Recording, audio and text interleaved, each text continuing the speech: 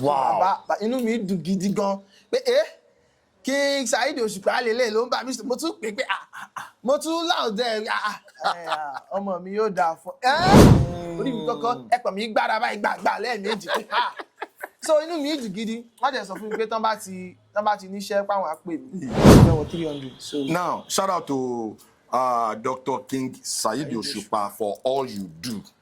Kò sí ẹni tí mo bá sọ̀rọ̀ lórí ètò tá bá ti ń mẹ́nu bà ọ̀rọ̀ Kingi làwa máa ń pè wọ́n àwa tá jẹ́ tí wọ́n tipẹ́tipẹ́. Kò sí ẹni tí kò kí ń sọ̀rọ̀ wọn ní dáadáa. He is always there to support us. Kingi, shout out to you. God bless you. God will continue to bless you for all you do. Lọ́yà Kúnlé ó wà lára wọn. Have you reached out sí wọn rí? No. So Lọ́yà Kúnlé lẹ́yìn náà ni Bọ̀dá Shaggy àti ọkọ̀ tí ẹ mọ̀ Lọ́yà Kúnlé yẹn ó sì jẹ́ ẹ fọ opportunity sọ fún wọn. Lọ́yà Kúnlé ẹ jẹ́ kí n sọ̀rọ̀ ní èdè Ìgbò yóò dà pé ìyẹn fẹ́ so Lọ́yà Kúnlé mo bẹ̀ yín èmi ọmọ yín olólùfẹ́ yín náà ni ẹni bí ẹpọ̀n ẹni bí ọkàn yín ọmọdé mo jẹ́ sí yín torí ọmọdé ò ní mo kó dó kó máa ọmọdé ò ní ẹ correct mi náà. Ẹ̀yin tẹ́ bẹ̀rẹ̀ òwe òṣì tẹ́ ẹ pa yẹn náà lè máa parí ẹ̀. ọmọdé ò ní ṣe kinní kan kó máa ọmọdé ò ní mo kó dó kó máa lábẹ́lẹ̀ mi mọ̀ sí ṣọ́ọ̀lì correct mi ní comment section ẹ jọ̀ọ́ ẹ ràn mí lọ́wọ́ tí inú mi máa dùn tá a bá lè jọ mú gbẹ́lẹ̀ ẹ jọ̀ọ́ máa like ẹ thank you very much mo dúpẹ́ lọ́wọ́ yín. Tí ẹ bá rí Dr. King Saheed Osupa báyìí kí ni that one week bàbá mo rí ilé ni kí ni kan náà tẹ́ bá ní kan fún yín ẹ máa béèrè pé kí ni kan tí mo lè ṣe fún ẹ. Lákọ̀ọ́kọ́ kó tó di pé torí gbogbo nǹkan mi mo máa ń fi sínú àdúrà I don't joke with prayer. So tí n bá kọ́kọ́ rí Dr. King Osupa báyìí Saheed Osupa first tí màá kọ́kọ́ ṣe ni mo ti mọ̀ pé àdúrà mi ti gbà first tí màá ṣe ni màá kọ́kọ́ dúpẹ́ lọ́wọ́ Ọlọ́run tó gbọ́ àdúrà yẹn before I do anything. Tí bá dé inú mi dẹ̀ máa dùn irú fíìmù tó sọ pé gbogbo ìgbà mo ń wo péèjì wọn mo rí pé wọn mi tí rí tracy sí fíìmù yẹn so wọn tí ì ṣe ni inú mi máa dùn tí bá lè wà nú fíìmù yẹn inú mi máa dùn gidi ó dẹ̀ mọ̀ pé Ọlọ́run máa ṣe lágbára Ọlọ́run inú mi máa dùn tá bá lè jọ ṣiṣẹ́ pọ̀ torí táwọn èèyàn bá tún rí ẹni ńlá pẹ̀lú èèyàn náà tí wọ́n ní ọmọ tó bá ṣe kí n tó bá mọ̀wọ́ wẹ̀ ó máa bá gbà jẹun yàtọ̀ pé mo gbà yẹn kọ́ ó ti di Osupa sí so ẹni tó bá mọ̀wọ́ wẹ̀ ó máa bá gbà jẹun ajẹ́ tí bá pàdé wọn ajẹ́ pé mo ti mọ̀wọ́ wẹ̀ nìyẹn lágbára Ọlọ́run iwájú lẹ́dẹ̀ máa lọ. Kò kí ń ṣe ọmọdé tó bá mo kó dó mọ́. No tó ti di ọ̀rọ̀ king mo tún mọ̀ king ni. Ṣàlàyé fẹ́ mi. Ọba ló ń jẹ́ bẹ́ẹ̀ ọba ba lórí ohun gbogbo. Ó ní arákùnrin sórí ibi tó wà yìí kọ́kọ́ kíra rẹ kú oríire èmi tó ṣe pé kàkà kí n tan dátà ń tan bluetooth sì mọ́ fi browse lọ. Àyànfẹ́ wá sọ fún pé bàbá irọ́ ni o bàbá ẹjọ́ ìgbà tí mò ń bọ̀ lẹ́ẹ̀kan yẹn mò ń download blue film lọ́wọ́ ẹjọ́ náà ẹ̀tọ́ sport fún mi orí rẹ ti dàrú ọ̀fẹ́ download blue film ṣé n tọ́ wá ṣe ń àyìn nù wo ṣọ́ra rẹ o gbogbo mọ̀nàmọ̀nà tó ń ṣe ìwò tọ́wọ́ mi bá bà nǹkan ṣe ọ́ bàbá ẹ má bínú sí mi ó yá mọ̀ wí tẹ̀lé mi olúwo ń kókó àjàwó ń kókó ìgbà tí Àyànfẹ́ máa ṣẹlẹ̀ ó ní olúloko Ìdòwú ń dóko Ìdòwú wo ní dóko mọ́ lọ́wọ́ ẹ̀ mọ̀ tó gbà mí torí Ọlọ́run ẹ̀mí mọ̀nàmọ̀nà tó ń sọ lẹ́nu ìyá yìí. Bàbá gẹ̀tẹ́ sọ mò ń sọ that is what I'm saying bàbá wọ́n ní olúwo ń kókó àjàwó ń kókó olúwo ń kókó àjàwó ń kókó irun orí ní wo kókó mọ́rí ìgbà tí Àyànfẹ́ máa sọ̀rọ̀ ó ní irun orí ló ń kókó ló bàbá ní wàhálà kí mọ̀mọ́ ìrógò báyìí wọ Ọlọ́run kí mọ̀nàmọ̀nà báyìí àní irun ẹpọ̀n ní wo kókó mẹ́pọ̀n wọ́n ní expert ìgbà tí Àyànfẹ́ máa sọ̀rọ̀ ó gẹ̀ẹ́tì yẹn right ó ní irú ẹpọ̀n ló ń mú kókó mẹ́pọ̀n ìlànà mo mọ̀ pọ̀ mọ̀ ni o bàbá ní èékánná wá ní wọn kókó mọ́wọ́ Àyànfẹ́ ní ìkànnà ọmọ yẹn ó ṣe kí ni ó ń dókó lọ́wọ́. Ẹ máa mú bàbá yẹn lọ sílé ibi tó ti ń dógó yẹn. Mi ò sí ibà mi kò sẹ́ẹ̀tì fídíò. You are welcome to another interesting edition of Unscripted with Jeff Owolewa. Àlejò mi tí mo gbé wá lénìí, this guy is one of the hottest skit makers in the game right now. This guy is very, very funny because of his brand, his style, very, very unique. Join me as I welcome Ayanfe Omo Ibo. Bẹ́ẹ̀ni. Ẹ káàbọ̀ sórí ètò, ẹ káwọn aráalé. Kò ní ìbàjẹ́ fún yín lágbára Ọlọ́run. Orúkọ tèmi ni Ògúndáre Olúwatósìn tí gbogbo èèyàn mọ̀ sí Ayanfe Omo Ibo. Olúwo ń kókó àjàwó ń kókó. kò ní ìbàjẹ́ fún yín. Funny. Very, very funny. This guy is very, very funny. Now, Ayanfe Omo Ibo, ẹ jọ̀ọ́. Torí the first time I saw your content, I was like, I was now trying to check, is this guy an Igbo guy or is he a Yoruba guy? I don't know. Kí ni background yín? Ibo la bí yín sí, Ibo lẹ dàgbà sí, Ibo lẹ ti lọ school. Ṣé Yorùbá ni yín ni àbí Ayanfe Omo Ibo? Ìbéèrè pàtàkì nínú mi dẹ̀ dùn fún nǹkan tẹ́ sọ yẹn. Kò ní ìbàjẹ́ fún yín lágbára Ọlọ́run. Iwájú lẹ máa lọ. Torí iwájú ni ọ̀pá jìbìtì ń ré sí. Yorùbá ló sọ bẹ́ẹ̀. Ní sórí ibú o, iwájú kọ́ ni ọ̀pá jìbìtì máa ré sí. But nǹkan tí Yorùbá sọ mò ń sọ náà àbí ẹ̀yin fáǹsì mi. So, orúkọ mi bí mo ṣe sọ lẹ́ẹ̀kan yẹn, orúkọ mi ni Ògúndáre Olúwatósìn. Ọmọ bíbí ìlú Ìjẹ̀ṣà ní Mèrè. Ọmọ Ìjẹ̀ṣà ní mí, ọmọ Iléṣà ní Ọ̀ṣun State. Bẹ́ẹ̀ ni, ó yà yín lẹ́nu kò ṣọ́ọ̀kì yín. Bí mo ṣe ń sọ̀rọ̀ yẹn kẹ́ tara kẹ́ ṣe báyìí náà. Mo ń ṣe bẹ́ẹ̀ ò rí bí mi. So ọmọ bíbí ìlú Ìjẹ̀ṣà ní mí, ìyá ló máa gúnyán funfun fàlejò funfun. Ìjẹ̀ṣà modò apanada èso ọ̀fọ̀gẹ̀dẹ̀ ṣe lálẹ́ Ìjẹ̀ṣà ẹyẹ oko lásán lẹ́ fi jẹ bẹ́ẹ̀ ni ọmọ Ìjẹ̀ṣà ni mí ẹ jẹ́ ṣé kì í kira mi ní orí kì í lé bàbá mi. Ní ọmọ Ìgbò. Ní ọmọ irọ́ ilé bàbá mi kọ́ nìyẹn ìyá kan fi ṣe kí. Ẹ fẹ́ fi owó sì júwe lé bàbá mi. àmì ìfẹ́ owó sì júwe lé bàbá mi. So èmi ni ọmọ ẹlẹ́wẹ̀bìẹ̀wẹ̀bì afárajọ́fín ọmọ olóròkè dùnmùrìn jíyọ ọmọ olóròkè àpọ́nsípò ọní jòròkí ilé mi kẹ́lá yọ̀ mọ́ká gọ̀ọ̀rìṣà ní èrè mi jòròkí ilé bàbá mi ẹ̀wá ni mo fi bí òkèrègede èmi lọ́mọ òsínyìnsínyìn fepo yọnu sùúrù ọmọ òkan ìṣẹ́ba òkè súré tètèrè kù láàmú gbà á èmi lọ́mọ òjíjí kọrọ jí ọ̀sìn mọ́lẹ̀ odò mo sì gbé rà mo kú gba ẹja mo mọ̀ pé máa yà yín lẹ́nu máa òkè à èwo tí ni Àyànfẹ́ Ọmọ Ìbò gbé wá báyìí ẹ má bínú sí mi ọmọdé òní mo kó tó kó máa lábẹ́ ni. Àyànfẹ́ Ọmọ Ìbò. Bàbá mi. Ọmọdé ò kì í mẹ́kọ́ jẹ kó má ra lọ́wọ́. Ẹ má bínú sí mi ẹ má bínú thank you very much. So ọmọ bíbí ìlú Ìjẹ̀ṣà ni mí Ọ̀ṣun State bẹ́ẹ̀ ni.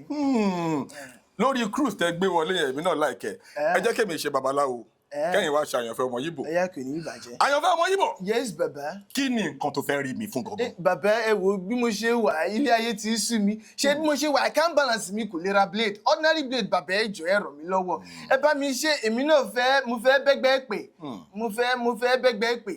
Ẹ fẹ́ bẹ́gbẹ́ pé. Ok má bínú mo fẹ́ bẹ́gbẹ́ pé ṣé ẹ jọ̀ọ́ ẹ bá mi wá nǹkan ṣe sí ọ̀rọ̀ yìí. Ok kò sí wàhálà ṣó ti rí iṣẹ́ tó wà lọ́wọ́ mi yìí oògùn rí abẹnú gọ̀ǹgọ̀.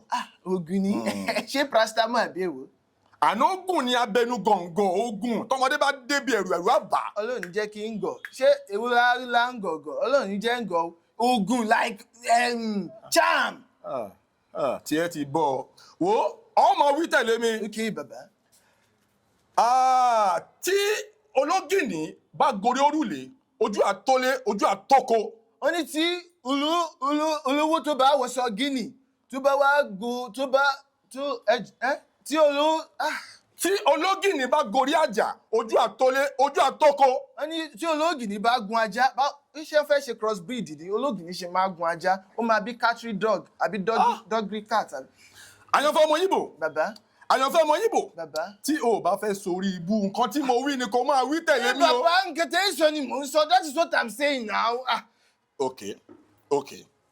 Tí ológìnní bá gorí àjà ojú àtólé ojú àtóko. Mi mọ̀ pé nǹkan tẹ́ ń sọ nìyẹn tí ológìnní tó bá gorí àjà àjà kọ́ nìyẹn ní tó bá gorí àjà ojú àtólé okó ẹ̀ máa tún lé àbí ẹ má wọrí ẹ jẹ́ ká skip ibẹ̀ yẹn. Ẹ jọ̀ọ́ ẹ má bínú. Oko ológìnní ó máa lé. Nà ṣe bẹ́ẹ̀ lẹ́ sọ pé tó bá fẹ́ gun ajá ṣé kò ní lé. Ojú ní àkáǹtì ẹ tí kò lè ra bíléèdì yẹn tó bá máa yábàá ó máa pa fúkà ni orí á pé. Bàbá ẹ máa dákún wàhálà mi wọ́n ti fọ́. Àwọn tí wàá nílé a máa gbé yín débẹ̀ lórí ètò bọ́ ẹ jẹ́ ká tẹ̀síwájú. Okay. Now let us get right into the nitty-gritty of this program. Okay. Àyànfẹ́ Ọmọ Ìbò. The first time I saw your content, I was actually fascinated. I was blown away. Like, this is highly creative. Because I noticed that, because it took me a lot of time to realize that you were actually doing the double casting. You were playing the Babalawo. Yes. The same person is playing the Ayanfe Omo Ibo. How did you come up with that concept? What was the inspiration behind that brand, that style? Okay, let me start from the name Ayanfe Omo Ibo. So ìgbà tí oníṣẹ́ kan ọ̀gá mi ẹ tó kọ́ mi iṣẹ́ ọ̀gán tó kọ́ mi iṣẹ́ torí mo ti bẹ̀rẹ̀ iṣẹ́ láti mo ti create content láti 2018. Okay. Ẹni tó kọ́ mi iṣẹ́ gangan you know this guy Pastor Adéhùn. Pastor Adéhùn, yeah. Pastor wọ́n máa ń ka bíbélì dúdú yẹn. Yeah. So ọ̀gá mi gangan nìyẹn ilé ọmọléṣà náà làwọn náà. Àwọn náà kàn yín ní content creation. Everything. So wá níṣẹ́ kan tá a fẹ́ yà gbà yẹn so wọ́n ní ká ṣe character kan tó máa different. So mo á ní let me try this Omoigbo character. So gbogbo yẹn I wan try fìlà yìí tí n bá sọ wàhálà tí mo ṣe kí tó get fìlà yìí. Wàhálà wo lè ṣe? In fact ìjọ tá a fẹ́ lọ get fìlà yìí ìgbà yẹn kò sépo nínú mọ́tò so àwa ní ká gbọ̀kadà lọ so ìkan lára brọ́dà mi kan gbé báìkì wá bá ṣe gbé báìkì nìyẹn báìkì bá takú sí ojú ọ̀nà so àwọn èèyàn dẹ̀ tí at least wọ́n ti mọ̀ wá díẹ̀ àwọn bọ̀bọ̀ speed maker ọmọ kó tó di pa á débẹ̀ wá ṣàtúpẹ́ lọ́wọ́lọ́wọ́ á gẹ̀ẹ́tì fìlà àwa ṣe iṣẹ́ YouTube ni so ìgbà tá a ṣe iṣẹ́ yẹn tán so ọ̀gá mi yẹn wá advice mi pé kí n try kí n ṣí account torí account tí mo lò tẹ́lẹ̀ account babaláwo yẹn máa ṣe ń bẹ̀ Tosco comedy gangan ni orúkọ tí content yẹn láti ilẹ̀ Tosco comedy máa ń ṣe bàbá adákun ṣàánú ẹni báyìí o wọ́n fẹ́ ṣoògùn owó o wọ́n fẹ́ ṣe báyìí o so stand máa ń lò tẹ́lẹ̀ nìyẹn. so ìgbà tí ó wá yá ó wá ní kí n create page pẹ̀lú content tí iṣẹ́ tí mo ṣe nínú fíìmù yẹn okay. So a kàn sọ wọ́n ní orúkọ ní kí n fún àkáǹtì yẹn jokingly mo kàn sọ because my name is Ayanfe my mom love calling me Ayanfe. So olúwa tó sì gangan lórúkọ mi bọ̀ wọ́n máa ń pè mí ní Ayanfe so mo kàn ní Ayanfe Omo Ibo èmi kàn sọ like I don't even know. jokingly lẹ́kàn sọ jokingly sọ àwọn tó wá wà bẹ́ẹ̀ wá ní wow báwo ṣé ẹ̀yà wèrè ìwé l'Ayanfe Omo Ibo ta ló ń ṣe yẹn. Ayanfe Omo Ibo yes na all make sense. So mo wá create account yẹn ìyẹn ti wà ń bẹ̀ so ẹ jẹ́ kí n tẹ̀síwájú bí ọ̀rẹ́ ṣe jẹ́ pápápá so account yẹn ti wà ń bẹ̀ so I lost my dad around February this year. Sorry to hear about that. Ọlọ́run á foríjì wọn ẹ̀yin wọn tán fílẹ̀ ò ní bàjẹ́ lágbára Ọlọ́run. So ìjọ yẹn èmi nìkan mo wá wà nílé ẹni tó ṣe lùzì bàbá kankan báyìí everybody like àwọn ọmọ sí náà ìgbà tó ń ṣe tán ti travel wọ́n ti padà sí ọ̀dọ̀ wọn torí village làwọn wà wọ́n kàn wálé wọ́n wá ṣe kínní opó kankan so ìjọ yẹn mo kàn wálé mo kàn wọ ibo mo ti fẹ́ bẹ̀rẹ̀ torí bàbá yẹn ló ní kí n lọ sí ọkọ ní kí n lọ sí school of agriculture torí I know about farming both animal production and crop production. Wọ́n wá ní kí n lọ sí school ẹ̀ pé bóyá màá fi lè ní more knowledge about it. So mo try. I went to Leventis Foundation Agricultural Training School Ilesha. So mo lọ ṣe training ọdún kan bẹ̀. So after ìgbà tí mo ṣe tán mo bẹ̀rẹ̀ iṣẹ́. So mo ti ní piggery farm.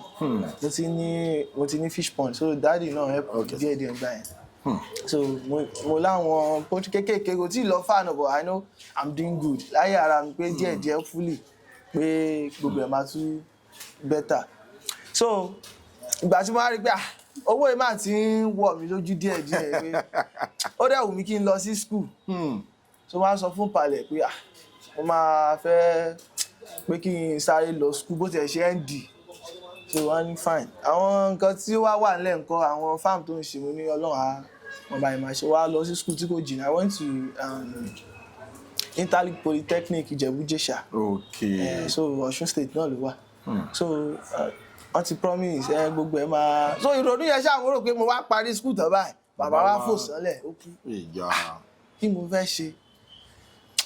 Inú mi ò ṣáàdùn wá pé what can I do to make me happy?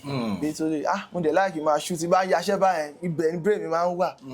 So màá tún fi cheer up pé kíní mo á ní kí n try àkáǹtì tí mo ti ẹ̀ ṣí Ayanfe Omo Ibo yìí jẹ́ create content kan tí mo lè ṣe ok bàbá máa dúró báyìí bàbá ẹ̀ ṣàní fún mi kíníkan mo wá ṣe mo ṣáà script ẹ̀ kalẹ̀ eléyìí tí mo ní arákùnrin ṣọ́ra rẹ o sórí tí ń bẹ lọ́wọ́ rẹ àṣẹ ńlá ni tó bá ti sọ yọ ṣẹ ni èmi mọ sọ bẹ́ẹ̀ fún ọ so mo wá try kí n pe ẹni tó lè bá mi ṣe babaláwo babaláwo mi ò kò sí anybody tí mo rí ọ̀gá mi yẹn náà kò sí around gbogbo ìgbà yẹn máa ní let me try these two character let me try it since tí mo ti mọ̀ wọ́n yẹn ṣe babaláwo so mo dẹ̀ set camera mo ṣe everything. ẹ̀yà babaláwo character lọ́tọ̀.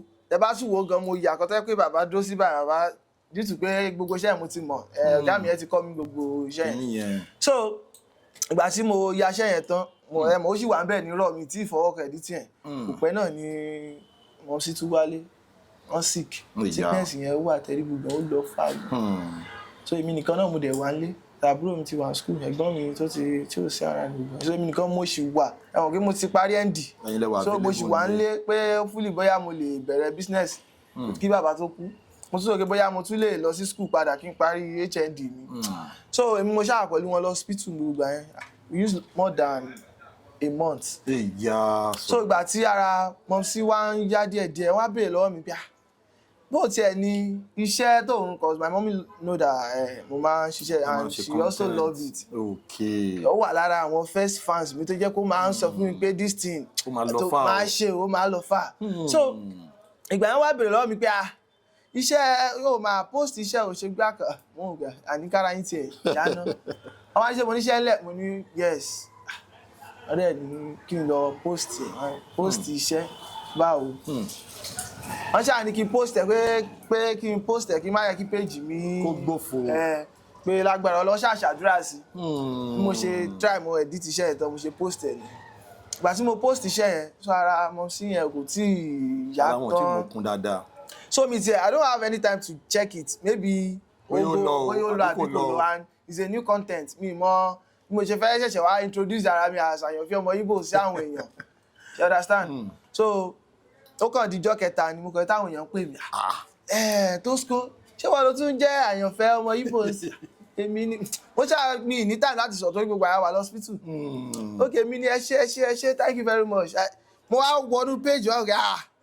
ẹ gbà mí kí ni màá ti ó ti rìn lọ ó ti lọ o so mo ara àwọn tó ń dú ẹ̀tẹ̀ ẹ tó ń dú ẹ̀tẹ̀ gan ìgbà yẹn ó sì wà ní bóyá 200k ní tó sọ part 1 part 2 ni mo post part 2 yẹn ó gbéra ju part 1 lọ so part 2 yẹn wá rí pé àwọn èèyàn wá ń duet fídíò yẹn mo rẹ́ tó wọ tó ti ń lọ bí 1 million views lọ́dún àwọn tó duet yes èmi tí mo níṣẹ́ ó sì struck 50,000 but 50,000 yẹn náà tóbi lójú mi ká new account tí mi ti post anything sí. Wow. Okay but gbogbo àyè mi ti ráyè content yẹn kó tó di pé mo rí pé iṣẹ́ yẹn bẹ̀rẹ̀ sí gbéra so bó ṣe jẹ́ lápá abẹ yẹn nìyẹn. Now ní industry people like T-Famous nínú movies àwọn náà shout out to T-Famous àwọn náà T-Famous náà máa ń ṣe character ọmọ Igbo máa ń blend ọ̀rọ̀ yẹn mọ́ even Lateef Adedimeji shout out to Lateef Adedimeji òun náà máa ń ṣe character yẹn tó máa fi ń act nínú movies so ìgbà tí wọ́n wá rí content títí yẹn wọ́n á ní àkíní wà synonymous ṣé ẹ ti rí àwọn Lateef tó ń ṣe pattern yẹn tàbí àwọn T-Famous yẹn tó ń ṣe pattern yẹn tàbí ẹ kàn ṣe títí yín from your mind ni. ẹ ṣé mo dúpẹ́ excuse me ẹ ṣé mo dúpẹ́ nípa ti pattern yẹn bí mo ṣe get ẹ ọ̀dọ̀ bàbá wa Lateef Adedimeji tó mo ti máa ń wo iṣẹ́ like mo like that particular character mo like tó bá ń ṣù tó yẹ pé ìjọ́ kan ó ní eléyìí tó ṣe gbà kan kí n lè rántí dára wọ́n ṣàṣe bí ọmọ Igbo ń bẹ̀ so ìgbà tí mo wá lọ sí village wa nígbà yẹn at least mo lọ bẹ́yà bíi 1 week rather 1 week so wá nìkan lára àwọn ọmọọṣẹ́ dáàdì mi so Igbo ni wọ́n so bóyá máa ń sọ̀rọ̀ wá máa mú mi rántí títí Lateef yẹn kí ní ìjọra ó máa ń blend o tó bá fẹ́ ọ̀gá mi ṣe mo pé ẹ̀yin lè kù báyìí ọ̀gá ti travel ọ̀gá kékeré àti ọ̀gá ńlá ọ̀gá náà bí wọ́n ṣe máa ń sọ̀rọ̀ nìyẹn ó kà dí kété tẹ́mi náà bá fẹ́ fi ṣe ẹ̀yẹ kí ẹ pẹ̀lẹ́ ọ̀gá kékeré wo ẹ̀yin tẹ́ bá lọ sóko báyìí kẹ́ bá mi mẹ́ràn bọ̀ kẹ́ bá mi wá ìgbín èmi fi ń ṣeré wá ọ̀gá kí ni bá ti jọ ti Lateef so bá ṣe wá jọ ń sọ mi kí n jọ sọ broken àbí English àgàtàjọ máa fi ń sọ̀rọ̀ ọmọ Igbo yẹn náà lè máa fi ń sọ̀rọ̀ then ìgbà tí mo wá délé tí mo wá ní òun ló wá mo ṣe wá rántí pé character Igbo yìí mo mà lè ṣe Okay. ọmọ ti ẹlẹ́yìí tí mò ń wò ní ọmọọṣẹ́ popsi mi yìí mo ṣe try níjọ́ yẹn then fún ti bàbá ó ní ọ̀rẹ́ popsi mi kan tó like kì í ṣe bí àgbà ló jẹ́ sáwọn náà tá a máa ń ṣe lọ sọ́dọ̀ wọn kékeré so ọ̀dọ̀ wọn mo ti get voice yẹn torí tẹ́ bá wo bí mo ṣe máa ń sọ kì í ṣe bí Ọ̀yọ́ bí Mọdákẹ́kẹ́ arákùnrin ṣọ́ra rẹ̀ ti babaláwo tó bá ní arákùnrin ṣọ́ra rẹ̀ o n tó ń ṣe tó ṣe wọn fẹ́ràn nǹkan tó ń ṣe yìí o ẹ mọ̀ pé ó yàtọ̀ sí bí nọ́mà Ọ̀yọ́ láti ń fẹ́ràn nǹkan tó ń ṣe yín sì láìfí rẹ o wọn fẹ́ràn rẹ ń fẹjọ́ rẹ sùn ìyá rẹ o ìyá fún mi ọmọ yín tún ti bẹ̀rẹ̀ wà láàrẹ o ṣẹtí gẹ̀ẹ́tì báyẹn èmi ò mọ̀ so ibẹ̀ mo ti gẹ̀ẹ́tì pátá yẹn méjèèjì. Wow. As in your ability to blend that Babalawo's character, that Babalawo's flow. Gẹ́gẹ́ bẹ́ẹ̀ sọ pé kò kí n ṣe títí Ọ̀yọ́ torí kì í ṣe tọ̀yọ́. The kind of pattern that we are used to in our Yoruba movies is that Babalawo's character from that Ọ̀yọ́ background, Ọ̀yọ́ dialect. But títí yẹn tún adé kó yàtọ̀. Nǹkan tó jẹ́ kí gbogbo the whole thing yàtọ̀ kó unique nìyẹn. Wow, lovely. Then another thing tí mo fẹ́ sọ ni pé kò easy kéèyàn máa ṣe multiple character on the same concept. People like Tauma now to share multiple character, you know, in the same. But when you came with that Ayanfe Omo Ibo, it was kind of unique. Gẹ́gẹ́ something tí Babalawo flavor tẹ́fí lovely. Now, a lot of big influencers all over social media, all over the social media, wanting low sound yẹn, wanting duet gan. As a matter of fact, there is this particular big influencer that your Ayobami or something. So, in fact, ó máa ń lo sound yìí yẹn gan. Òun tún máa ń create content lórí sound yìí ni. Bàtẹ́ kọ́kọ́ rí kíní yẹn, báwo lẹ ṣe feel? Firstly, ó máa mú mi lọ síbi ọ̀rọ̀ àkáǹtì mi tí wọ́n lé. Tẹ́ bá wo àwọn fídíò tí mo post nígbà kan, mo ní issue pẹ̀lú Facebook account àti Instagram account. Gẹ́gẹ́ bí mo sọ lẹ́ẹ̀kan yẹn, ìgbà tí iṣẹ́ yẹn bẹ̀rẹ̀ sí ní trend, hospital mo wà. So me, I did not have time for. Ṣe follow up. So account mo ní tẹ́lẹ̀ tó school comedy ní TikTok o, Facebook, Instagram, YouTube. So me ní time láti create Ayanfe Omo Ibo lórí all social. Ní other social media yàtọ̀ sí TikTok, yàtọ̀ sí TikTok nìkan mo ti ní àyàn. So àwọn tó dẹ̀ ń dúró ẹ̀sẹ̀ wọ́n ń gbé lọ Instagram, social media platforms. So àwọn tó ta ló ní iṣẹ́ ìgangan. So kò sẹ́bọ̀ tó sì mọ̀ ní gbogbo ìgbà tára mọ́ sí wá yá tá a dúpẹ́ lọ́wọ́ Ọlọ́run, ara wọn ti yá, wọn ti wà okay. Alhamdulillah. Mo wá ní kí n try kí n ṣí Instagram. Ó mo ṣe ṣí Instagram yẹn, mo á post iṣẹ́ bíi méjì ń bẹ pé èmi gangan ni Ayanfe Omo Ibo. Instagram yẹn gbéra like mad. Wow. Ó gbéra gidi gan. So gbogbo àwọn celebrities tó yẹ pé èmi gan look up to pé okay jẹ́ kí n tiẹ̀ meet yín jọ kan fún àwọn náà tí wọ́n ní DM pẹ̀lú yín. So kó tó pé a week wọ́n ṣe lé àkáǹtì yẹn nìyẹn. Kí ló dé? Wọ́n lé àkáǹtì yẹn nígbà yẹn. I was so sad, inú mi ò dùn. So mo wá ṣe mo ṣí Facebook náà, wọ́n lé méjèèjì at the same time. You understand? Mo wá ṣe fídíò kan gbà yẹn pé wọ́n lé àkáǹtì mi gangan báyẹn pé inú mi ò dùn, tá bá rẹ anybody tó lè help pé nǹkan kan báyẹn fine. Àṣeyàn kan ti rí fídíò yẹn, ó ti mọ̀ pé mi ní page kankan ní other social media yàtọ̀ sí TikTok. Bó ṣe lọ sí Ayanfe Omo Ibo lórí Instagram. So òun làwọn èèyàn rí. So tó bá ti wá post iṣẹ́, ó máa táàgì àwọn tó ń lo sound mi yẹn. Ṣé àwọn at least a lot of them have like eléyìí tó kéré jù ló ní bóyá bí 100k followers. Wow, àwọn big pages. So wọ́n ti wá follow ẹ̀. Èmi by the time tẹ́mi fi máa tají pé àkáǹtì yìí òun ti lọ fáwọn ẹgbẹ́ ìgbà yẹn.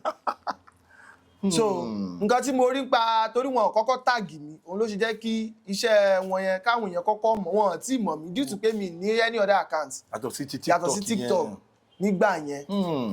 So ìgbà tí mo tún padà ṣe fídíò yẹn síta pé àkáǹtì yìí pé nǹkan kan báyìí o pé ẹlòmíì ti ṣe àkáǹtì, àwọn kan wá sọ fún mi pé bóyá IP phone mi òun ló fà á. So mo dẹ̀ sọ síta láàrin a week wọ́n ti dáwó fóònù fún mi online. Àwọn fans. Àwọn èèyàn jankan-jankan, àwọn èèyàn bíi Ogunmose, àwọn Madam Folly àti bẹ́ẹ̀ bẹ́ẹ̀ lọ tí mi ò lè dárú tí mi ò lè fi bẹ́ẹ̀ rántí.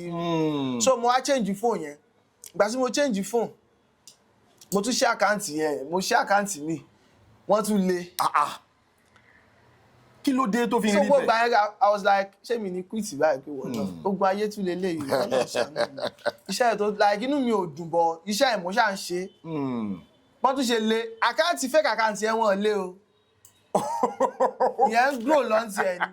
So mo á tún ṣe fídíò síta pé wọ́n tún àmọye message comment pé ìwọ gan ṣé you dey craze wetin wan make we believe gan ó ti sú àwọn gan ojoojúmọ́ náà lé àkáǹtì àwọn ẹnìkan wá sọ fún mi pé fóònù tí mo change pé file transfer tí mo ṣe lórí iPhone yẹn pé same IP yẹn tún ti tẹ̀lé yẹn náà ni mo ní wọ̀ náà bí mo ti fẹ́ bẹ̀rẹ̀ ká má fọ̀rọ̀ gùn so mo ṣáà try mo get another phone so mo wá ṣe bó ṣe yẹ kí n ṣe so mo ṣe ní àkáǹtì yẹn so padà sórí ọ̀rọ̀ tẹ́ sọ lẹ́ẹ̀kan yẹn ó dà pa tí ń lọ fà padà sórí ọ̀rọ̀ yẹn pé báwo ni mo ṣe fi àwọn influencers ńlá tó ń lo sound. nǹkan tí mo rí ni pé àfi àwọn tí wọ́n tag mi tó rárá àwọn tí wọ́n tag mi nínú wọn àwọn kan wà tó yẹ pé even nǹkan tó bá post fún àpẹẹrẹ Dayọ̀ bàbá Yọmí tó bá post orúkọ mi ló máa kọ́ wà níwájú Ayanfe Omo Ibo kó tó kọ anything so true ìjọ tó post iṣẹ́ kan tó ó padà get number mi pé wo làkáǹtì mi gan ní gbogbo ẹ̀ wọ́n á ṣàlàyé fún mi wọ́n á send the link yẹn sí so ìjọ tó post iṣẹ́ yẹn ìgbà tí mo ṣe àkáǹtì tuntun ìjọ tó post iṣẹ́ yẹn tó fi àkáǹtì yẹn tó tag yẹn at least followers tí mo rí jọ yẹn kì í ṣe kékeré máa fi good fine so dẹ̀ láwọn connection kan táwọn kan bá rí ta ló ní sáǹdì yìí ó máa pè ìjọ tí Òṣùpá Saheed King Òṣùpá Saheed ìjọ yẹn wọ́n rí sáǹdì yẹn lọ́dọ̀ ẹ̀ wọ́n á bèèrè lọ́wọ́ pé ta ni ó ní sáǹdì yìí ojú ẹsẹ̀ náà ló dẹ̀ forward number wọn sí pé kí n test wọn.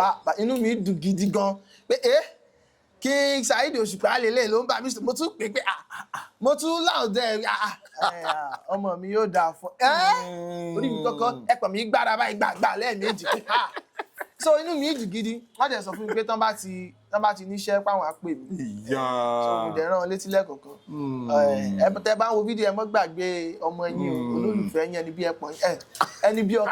bí ọkàn yín ẹ má gbàgbé so irú yẹn báyẹn ó sì ń ṣe bọ àwọn èèyàn náà mo mọ̀ pé bó pẹ́ bó yá wọ́n á máa pé ẹni yìí ló ní sáǹdì àrẹ dúpẹ́ ẹni pé ó ti ń àkáǹtì mi ti ń gbéra irú àkáǹtì Facebook tí mo ṣí ń gbà yẹn kò tí ì pé it's not up to 3 months ó ti ní more than 100k followers so ó ń gbéra so TikTok more than 200 ó ti fẹ́ wọ 300 so. Now shout out to Dr. King Saheed Osupa for all you do. Kò sí ẹni tí mo bá sọ̀rọ̀ lórí ètò táwa ti ń mẹ́nu bà ọ̀rọ̀ Kingi làwa máa ń pè wọ́n àwa tá jẹ́ tiwọn tipẹ́tipẹ́ kò sí ẹni tí kò kí ń sọ̀rọ̀ wọn ní dáadáa he is always there to support us. Kingi, shout out to you. God bless you. God will continue to bless you for all you do.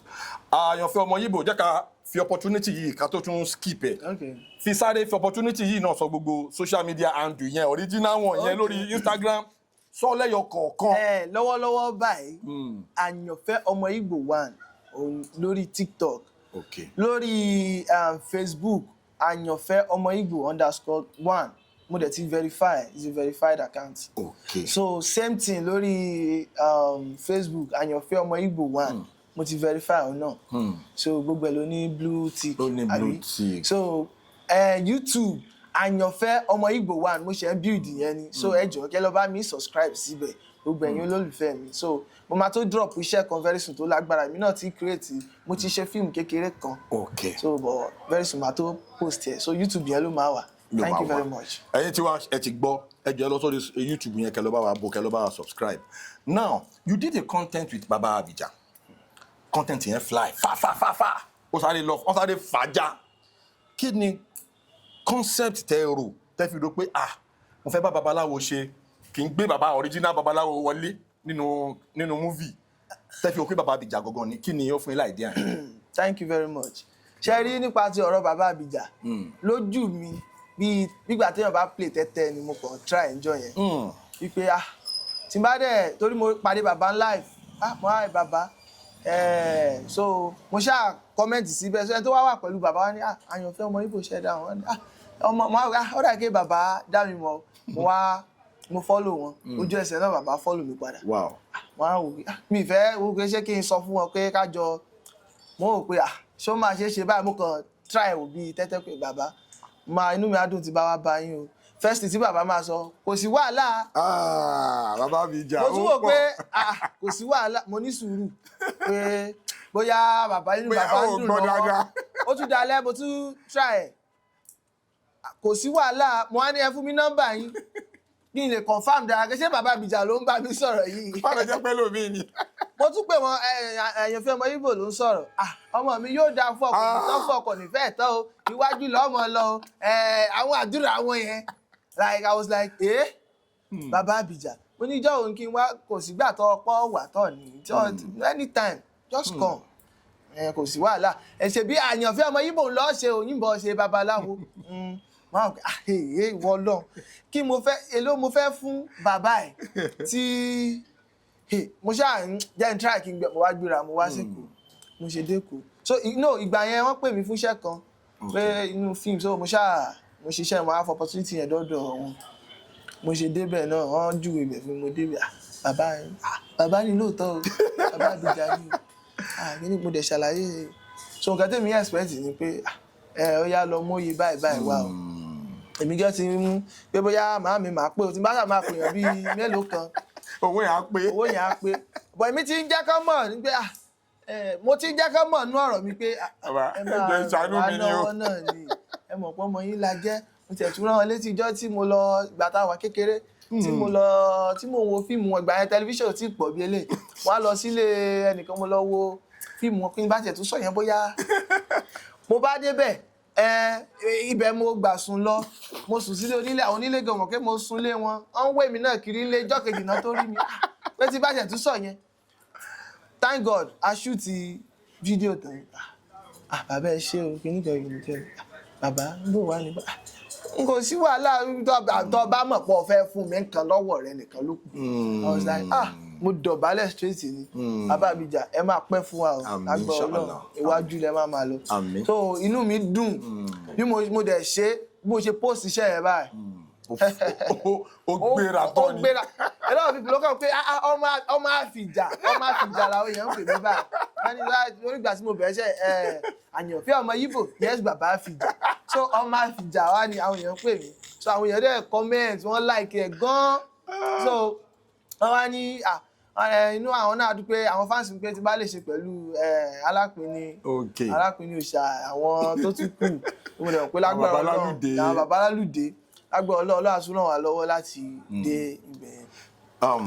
ní industry wa àwọn veterans wa yẹn they are all very great the kind of passion táwọn bàbá yẹn fi ṣe iṣẹ́ wa yìí ó yàtọ̀ sí passion táwa ní ìsìn we are after the money but àwọn bàbá yẹn they did everything possible to make sure Nollywood is what the kind of Nollywood that we enjoy today àwọn bàbá yẹn not pave way so passion wọn lè fi di pé wọ́n bá yín ṣiṣẹ́ without even looking at the money because wọ́n ti rí yín gẹ́gẹ́ bí ọmọ wọ́n ṣe máa ń rí everybody nìyẹn kò dẹ̀ sígbà tí mo bá wọn sọ̀rọ̀ lórí ètò báyìí the same passion the same compassion tó ń ní fún iṣẹ́ yìí love yẹn ló máa fi ń bá everybody operate so shout out to baba Abija God bless you sir àlàáfíà ara yín ní di fíafíà a máa rí yín bá ẹ máa pẹ́ fún wa now that brings me to the next narrative tíyàn bá ń ṣe content as good as you are ó gbọ́dọ̀ ní training kan tó ti gbà ẹ sọ fún mi pé lọ́lẹ̀ ọ̀gá kan tó kọ́ yín ní content creation but content creation is different from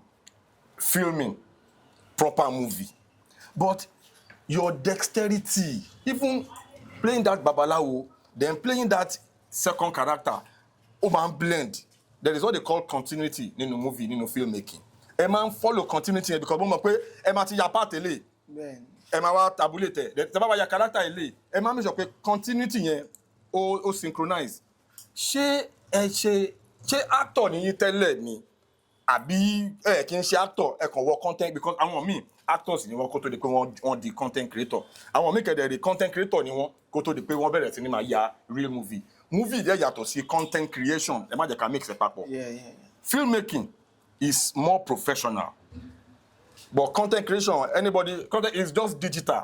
You can wake up one morning, set your camera, do whatever, you edit, you post. But filmmaking takes more. Ṣé actor ni yín tẹ́lẹ̀ ní kẹ́ tó di content creator àbí content creator ni yín kó tó di pé wá or aspire láti di actor? Kí ló ṣẹlẹ̀ gangan láàrin yẹn? Gẹ́gẹ́ bí mo sọ lẹ́ẹ̀kan yẹn, mo ti bẹ̀rẹ̀ ẹjọ́ sound yẹn. Sound yẹn ni kò bá mi yí lọlẹ̀. Jọ copyright ni. Gẹ́gẹ́ bí okay. Yeah, pick up. Gẹ́gẹ́ bí mo ṣe sọ lẹ́ẹ̀kan yẹn, mo ti bẹ̀rẹ̀ content láti 2018. Okay. So àwọn short kìíní yìí náà ni a máa ń ṣe tẹ́lẹ̀. Then about the bí gbogbo ẹ̀ ṣe ń blend mọ́ra wọn, let me just say it's a grace of God. Grace ni, orí ọ̀fẹ́ ni. Torí tèmi náà bá ṣiṣẹ́ tán gbà mí tí n bá wò ọmọ èmi gan like I love what I'm doing. Èmi gan fẹ́ràn ẹ̀ fúnra mi. So nípa ti ọ̀rọ̀ bàbá yẹn, mo ti máa ń lo bàbá yẹn tẹ́lẹ̀. So láti ilẹ̀ ni mo ti máa ń lẹ́yìn arákùnrin ọ̀ṣọ́ra rẹ̀ ṣé ní gbogbo èyí tó ń ṣe ìbáyìí. So both the action and the sound, intonation, everything, gbogbo ẹ̀ mo like nǹkan tí ó jẹ́ pé tó bá jí mi lójú oorun mo lè. So Ayanfe Omo Ibo yẹn nìkan mo lè sọ pé mo ṣe ń try láti kọ́ kó tó di pé mo get ẹ̀ dáadáa. So then ìgbà táwọn èèyàn dẹ̀ rí ó dà pé ti bàbá yẹn character bàbá yẹn náà rí wọ́n fi pè mí síṣẹ́ pé ọmọ yẹn máa gúdù ní bí mo dẹ̀ ṣe kọ́kọ́ dé sẹ́ẹ̀tì iṣẹ́ ta lọ yà ń gbà yẹn. So mo ṣe débẹ̀ mo ń wá táwọn director yẹn àti àwọn torí ẹni tó ní iṣẹ́ yẹn gangan òun ló pè mí. Mo ń gbọ́ tó ń sọ pé ṣé content creator la fẹ́ fi taṣẹ́ ni. So ọ̀rọ̀ yẹn mo ṣe kọ́kọ́ gbọ́ ọ̀rọ̀ yẹn àìmí first time tí mo kọ́ dẹ́kun wọ́n ní rọ́ṣẹ́ ibi ìkan iṣẹ́ ọ̀rọ̀ àgbẹ̀ bíi 2 scene or 3 scene ní mo ṣe bẹ̀rẹ̀ mo ṣe ya sink ni mo ti tán ti ń sọ̀rọ̀ ó gùdò pápápá mo ti rí tán ti sáré lòdì ẹ̀wọ̀ 8 scene thank God. So ìyẹn kì í ṣe pé bóyá mo kọ́ṣẹ́ fíìmù àbí nǹkan so mo kàn let me just say it's grace orí ọ̀fẹ́ ni. orí ọ̀fẹ́ ni then orí ọ̀fẹ́ ni but ẹ tún wà talented. Orí ọ̀fẹ́ náà ni talent. Yeah mo understand mo kàn fẹ́ pín professionally technically if you are this good without training because ẹlòmíì even àwọn tó ń jẹ́ actors tó ń jẹ́ bona fide actors a máa ń láti lọ ó máa lọ kọ́ṣẹ́ film ó máa lọ kọ́ iṣẹ́ film ló máa tó mọ̀ pé okay this is the close up shot, this is the long shot, this is the medium, this is the OS, this is the gbogbo àwọn shot yẹn as an actor gbogbo ẹ̀ náà lè gbọ́dọ̀ mọ̀. You have to know that okay it's give and take. When this person is talking you keep quiet then wàá mọ̀ pé o máa lè lo stage wàá lè lo stage àwọn frame yẹn o ní láti mọ gbogbo àwọn kìíní yẹn o ní láti mọ range. There is what they call range, there is what they call facial expression, so a lot of things goes into filmmaking. So tí máa wà àwọn content yìí mo máa ń wonder pé ṣé ẹni yìí actor gangan ni gbẹgẹ bẹ yẹ sọ grace ni but it takes a lot of talent láti tètè blend wọ filmmaking gẹ́gẹ́ bẹ ṣe sọ lẹ́ẹ̀kan yẹn. Now we are going to the next question now. Ní Èkó tá wà yìí. Ẹjọ kó tó di pé a bọ́ sí nípa ti ọ̀rọ̀ bá ṣe mọ iṣẹ́ àwọn technicalities tó guide iṣẹ́ yẹn ọ̀gá mi yẹn náà ló kọ́ mi gbogbo ẹ̀. Ọ̀sẹ̀ tó bá ń yaṣẹ́ even tó bá jẹ́ content creator tó bá ń yaṣẹ́ tó ń edit ẹ̀ fúnra ẹ̀ inú ibi tó ti edit ẹ̀ wá ti máa mọ mistake tó ń ṣe. So ó kọ́ mi bọ́ ṣe ń so òun náà is a content creator òun náà dẹ̀ good dáadáa nípa so òun ti wà lẹ́kọ̀ọ́ kó tó di pé wálé ó ti ṣiṣẹ́ pẹ̀lú àwọn èèyàn àwọn bíi ìjọba landẹ̀ àti bẹ́ẹ̀ bẹ́ẹ̀ lọ so òun gan ti mọ̀ ń pa ẹ̀ so èmi náà dẹ̀ wá farabalẹ̀ mo kọ́ tí n bá ń kọ́ editing báyìí ìgbà míì orí ìkúnlẹ̀ báyìí máa ń wà máa kúnlẹ̀ báyìí akọ̀wé àwọn òkè wọ ọmọ yìí ṣe torí mo mọ̀ pé kí n lè fi serious ní so láàrin gbàtàjọ torí ọ̀dọ̀ wa jìnnà síra láàrin 1 year nǹkan so èmi náà ti ní idea òkè tẹ́pẹ́ tó náà bá yaṣẹ́ ó máa pè mí ó yá bá mi ṣe báyìí so from there wow lovely your content is very very good but I just want you to do something. There are a lot of content creators leko then I think you are ibẹ̀ lẹ́ ń gbé àbí Èkìtì Ọ̀ṣun state lẹ́ ń gbé jẹ́ kí n sọ fún yín on record sí ẹ máa ní láti relocate wá sẹ́kọ̀ọ́ reason there are a lot of opportunities lẹ́kọ̀ọ́ a lot of content creators lẹ́kọ̀ọ́ that big brands that they would love to work with you but when you are around when you are available then it will be easy you get. So now tẹ́ bá wo gbogbo content creating industry yẹn which content creator lẹ fi pẹ́ fẹ́ bá ṣe that you are longing to work with this person or this set of people or àwọn wo lẹ ń rò pé lọ́ọ̀yà Kúnlé ó wà lára wọn. have you reach out sí wọn rí? No, àkáǹtì tí mo ń lò tẹ́lẹ̀ a ṣe iṣẹ́ kan bọ̀ àkáǹtì yẹn àkáǹtì tọ̀dọ̀ mi gangan ni o tí mo ní mo ti ń jẹ́ Tosco Comedy a ṣe iṣẹ́ kan gbà tẹ́pà fi kí wọ́n nǹkan báyẹn so ìgbà mo rí pé wọ́n like fídíò yẹn wọ́n dẹ̀ comment so definitely wọ́n sì mọ̀ mí nìyẹn so lọ́ọ̀yà Kúnlé lẹ́yìn náà ni bọ̀dà Ṣágì àti ọkọ̀ tí ẹ mọ̀ lọ́ọ̀yà Kúnlé yẹn ó sì jẹ́. ẹ fọ opportunity sọ fún wọn.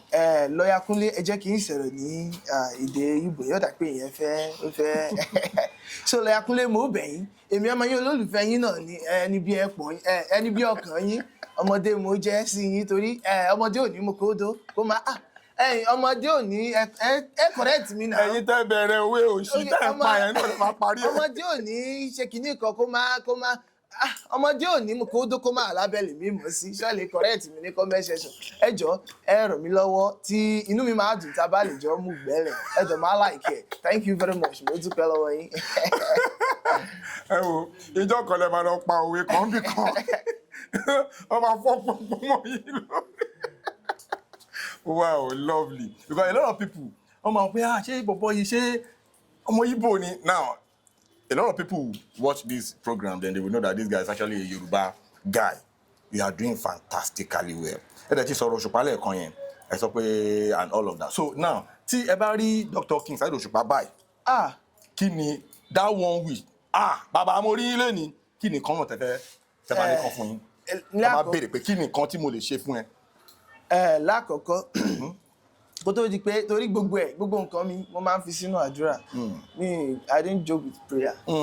So tí n bá kọ́kọ́ rí Dr. King Osupa báyìí Saheed Osupa first tí màá kọ́kọ́ ṣe ni mo ti mọ̀ pé àdúrà mi ti gbà first tí màá ṣe ni màá kọ́kọ́ dúpẹ́ lọ́wọ́ Ọlọ́run tó gbọ́ àdúrà yẹn before I do anything. Tí n bá dé inú mi dẹ̀ máa dùn irú fíìmù tó sọ pé gbogbo ìgbà mo ń wo péèjì wọn mo rí pé wọn mi tí rí tracy sí fíìmù yẹn so wọn tí ì ṣe ni inú mi máa dùn tí bá lè wà nínú fíìmù yẹn inú mi máa dùn gidi ó dẹ̀ mọ̀ pé Ọlọ́run máa ṣe lágbára Ọlọ́run inú mi máa dùn tá bá lè jọ ṣiṣẹ́ pọ̀ torí táwọn èèyàn bá tún rí ẹni ńlá pẹ̀lú èèyàn náà tí wọ́n ní ọmọ tó bá ṣe kí ni tó bá mọ̀wọ́ wẹ̀ ó máa bá gbà jẹun yàtọ̀ pé mo gbà yẹn kọ́ ó ti di Òṣùpá sáyìn so ẹni tó bá mọ̀wọ́ wẹ̀ ó máa bá gbà jẹun ajẹ́ tí bá pàdé wọn ajẹ́ pé mo ti mọ̀wọ́ wẹ̀ nìyẹn lágbára Ọlọ́run iwájú lẹ́dẹ̀ máa lọ. Kò kí ń ṣe ọmọdé tó bá mọ kó dó mọ́. No tó ti di ọ̀rọ̀ king mo tún mọ̀ king ni. Ẹ ṣàlàyé fẹ́ mi. Ọba ló ń jẹ́ bẹ́ẹ̀ ọba ba lórí ohun gbogbo. Ayanfe Omo Ibo, okay. Ká tó wrap interview you up, what is that your most challenging experience in the course of your career? Tó jẹ́ pé tẹ́ bá rántí ẹ kí n lè gbàgbé. Òun náà ni ọ̀rọ̀ Facebook account yẹn. Because ìgbà tí wàhálà yẹn ṣẹlẹ̀ mi ò mọ̀ pé nǹkan tó máa serious tó yẹn.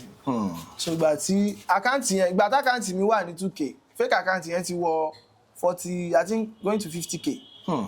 Màá tún ṣe fídíò ńgbà yẹn pé èmi ló ní mo ṣe fídíò ju ẹni olóṣèlú tó ṣe campaign lọ wípé èmi ní kẹ́ ẹ̀ dìbò fún tomijé ìgbà mi máa edit iṣẹ́ lọ báyìí pẹ̀lú omi ẹkún bá tún post iṣẹ́ láti bá post iṣẹ́ tíṣẹ́ tó wọ 100 views orí gbogbo àwọn èèyàn kàṣà ó pọ̀ jù ní bóyá 2K views tí bá dé àkáǹtì yẹn ó ti lè máa wọ bóyá bíi 400K views. Fídíò yẹn asáré wa mú. Bẹ́ẹ̀ni. Bẹ́ẹ̀ ṣe ń post ló máa lọ mú.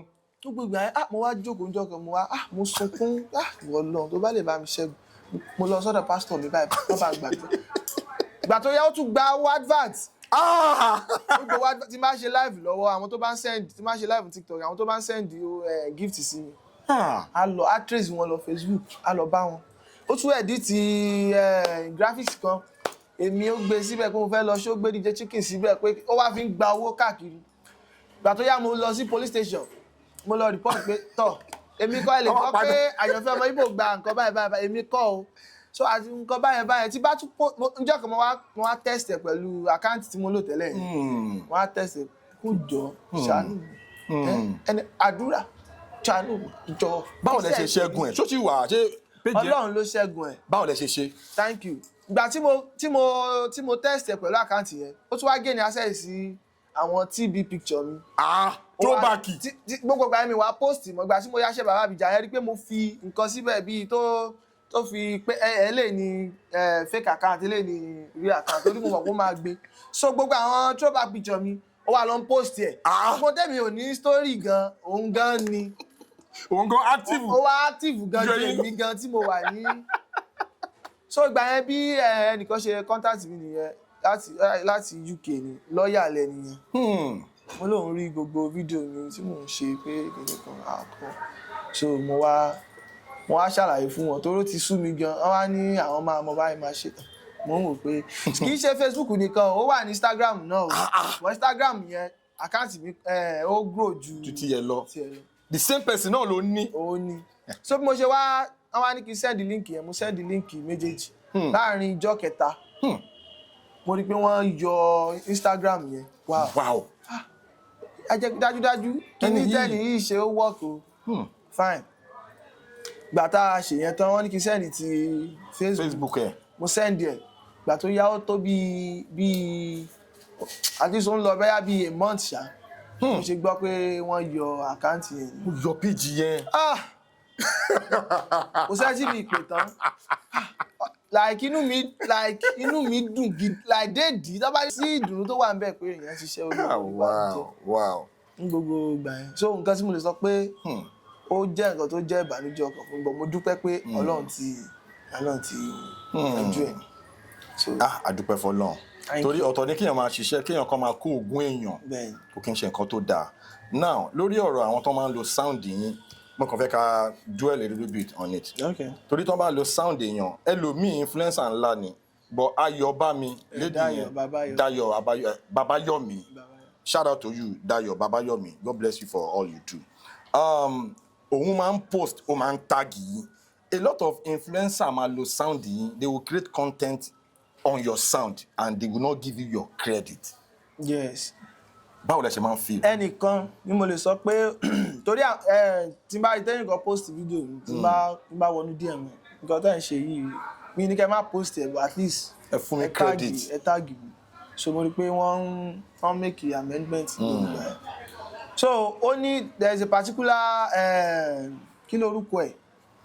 Mi mọ̀ bóyá mo lóore láti dárúkọ ẹ̀ lórí. Ẹ dárúkọ Unscripted. Ó máa ń change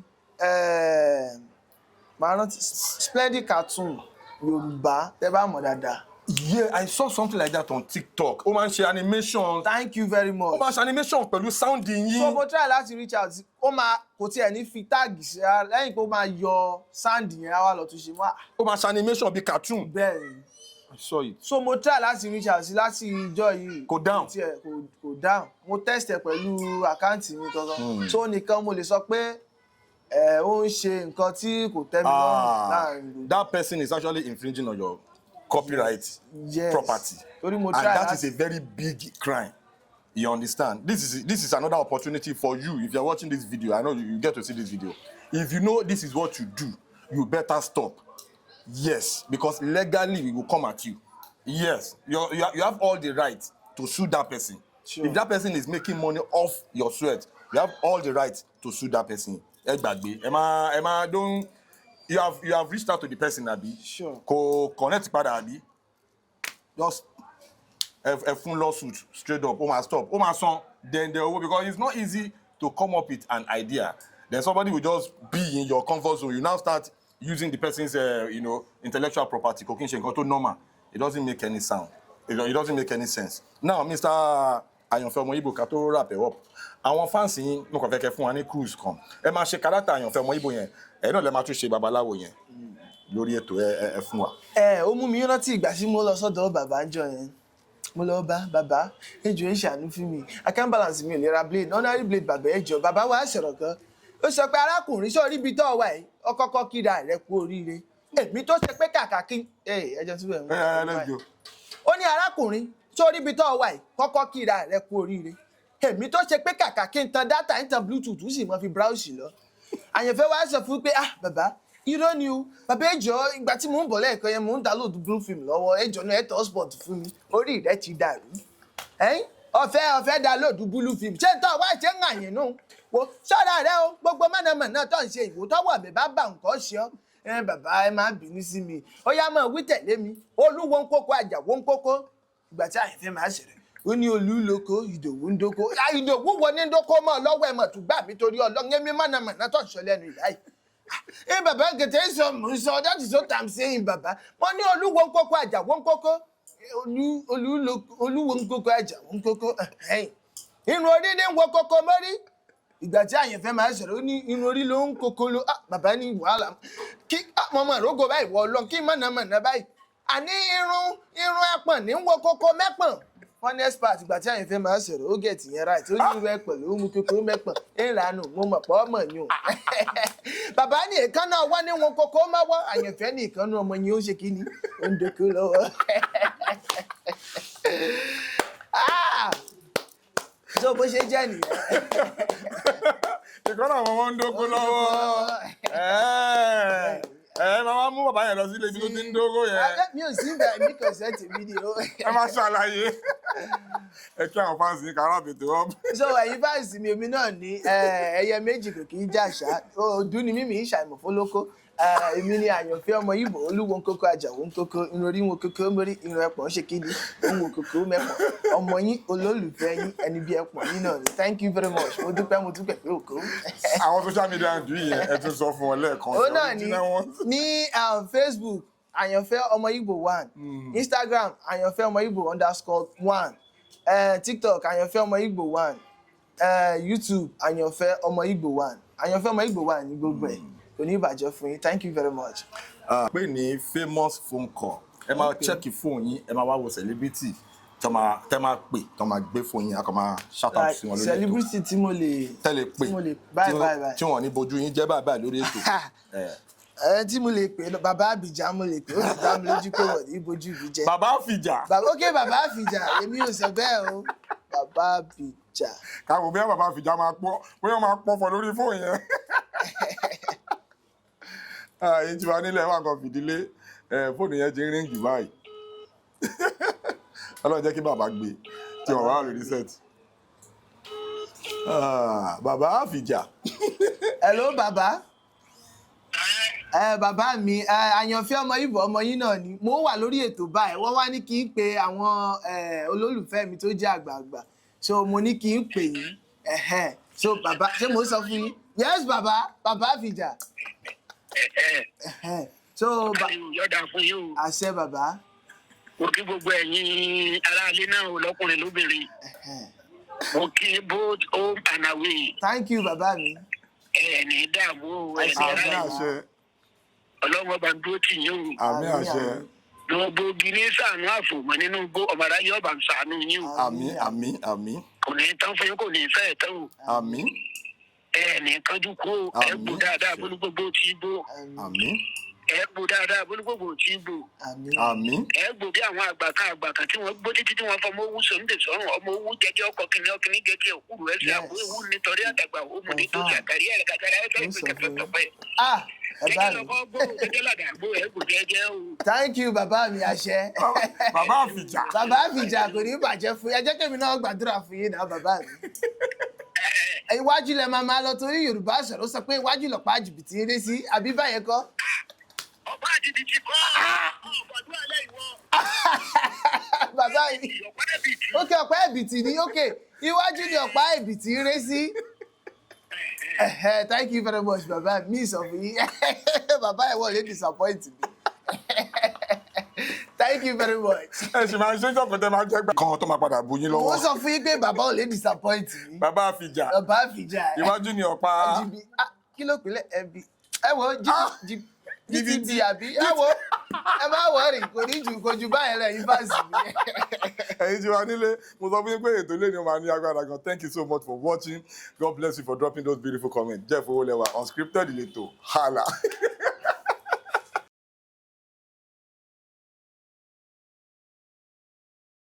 Please subscribe to my YouTube channel and press the notification button.